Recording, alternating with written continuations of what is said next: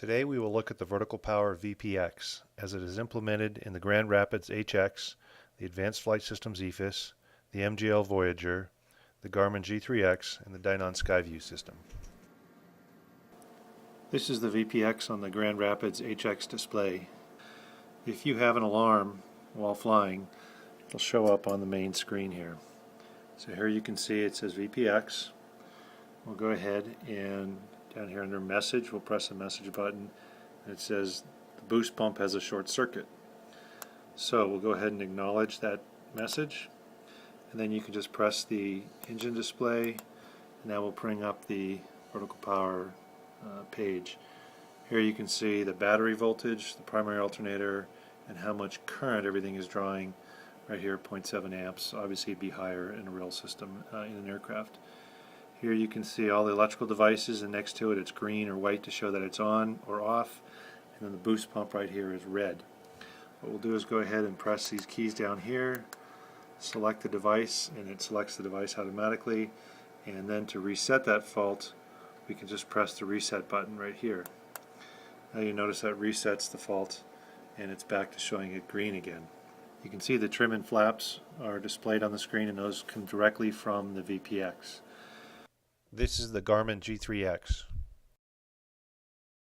When there is a fault, it appears on the primary flight display.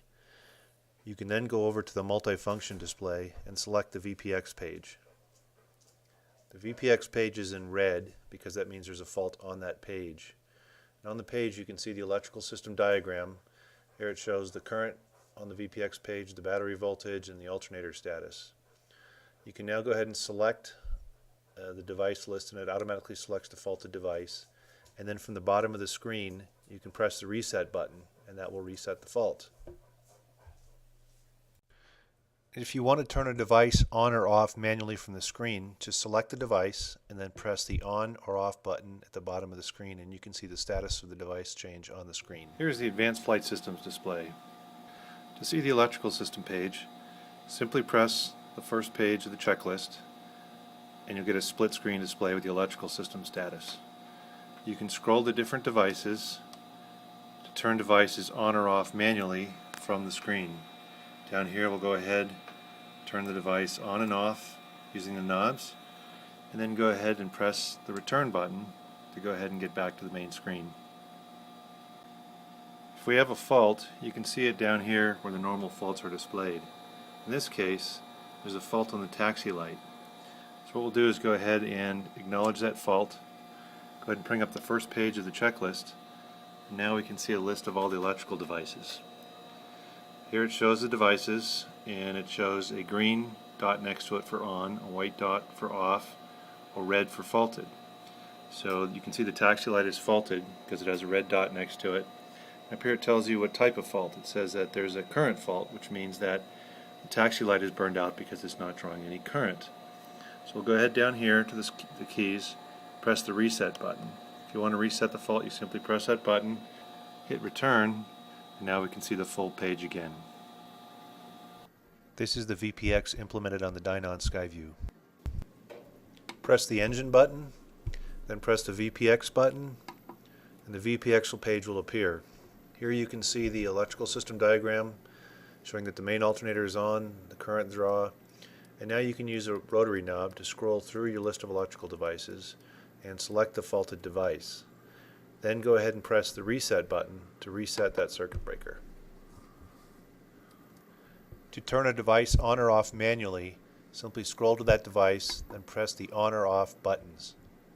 This is the vertical power VPX on the MGL Odyssey screen. It's a standard screen here. On the bottom left you can see the electronic circuit breaker status of each of the different devices, and if we flying along and we have a fault, the fault comes up on the main screen just like any other fault would, and here it says electronic circuit breaker 10 amp 6 circuit nav light has a fault. So what we'll do is over here you can see the F keys. Now F4 is the ECB, so we'll press that. And now it brings up a list of all the electronic circuit breaker circuits, and it selects automatically the one that's faulted. So you can see the nav light has a current fault. So we'll go ahead and press 1 here on the keypad, and that will reset the fault.